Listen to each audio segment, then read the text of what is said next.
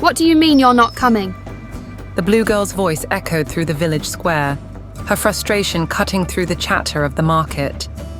The village elder gazed at her with a mixture of pity and respect. You know the rules. Your kind cannot leave the village.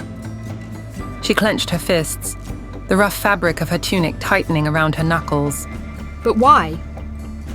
She demanded, her cerulean eyes boring into his. The elder sighed, leaning heavily on his staff. It's for your safety. The world outside is dangerous, filled with those who would harm you. Her eyes swept across the curious villagers who had known her all her life, yet their fear was unmistakable. I don't understand. She murmured, her voice filled with confusion and anger.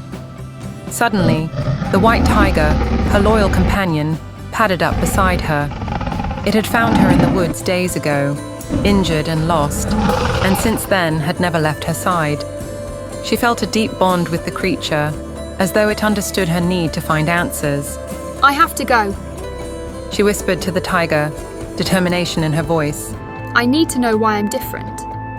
The tiger, with a surprising nod, sent murmurs through the crowd. The connection between them was undeniable, she said firmly, her voice now resolute. I'll go alone. Some villagers nodded in support, others looked on with disapproval. But the blue girl didn't waver.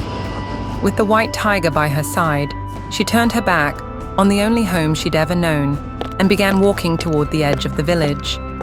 The overgrown path ahead loomed, but an unshakable pull toward the unknown drove her forward. She took a deep breath, the smell of the earth and the promise of adventure filling her senses. Let's go, she said softly, and the tiger, ever vigilant, cleared the path ahead with its powerful paws. They ventured into the forest, the dense canopy casting the ground in shadow. The sounds of the village faded behind them, replaced by the rustling of leaves and distant bird calls. The girl walked for hours, growing tired but unwilling to stop. The tiger stayed close, its presence a comfort, and she found herself talking to it as though it could understand her every thought. As night fell, the forest grew colder and more ominous. The tiger's movements became more cautious, its ears flicking as it sensed something ahead. Then, the girl heard it too, the distant clanging of metal. The tiger led the way toward the noise, and soon they came upon a clearing where a battle raged.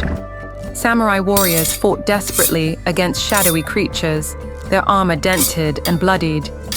Without hesitation, the white tiger leapt into the fray, its teeth flashing in the moonlight. The girl followed, her staff in hand. She struck down one creature after another, moving with a grace she didn't know she possessed. Amidst the chaos, a weary samurai caught her eye.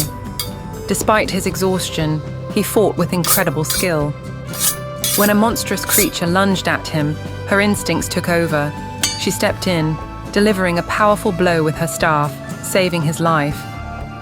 The samurai looked at her in astonishment. Who are you? He asked, breathless. The blue girl smiled, her heart pounding. I'm Dashy, she replied. He nodded, offering his hand. Welcome, Dashi. We could use someone like you.